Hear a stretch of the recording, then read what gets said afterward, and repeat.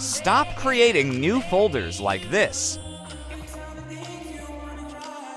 Instead, do this.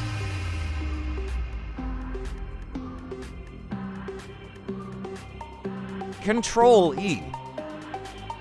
Copy the new column.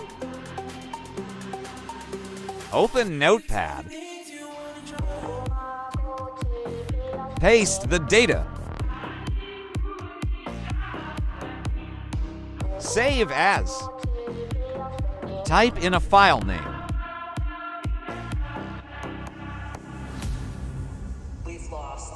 Add .bat to the end of the file name.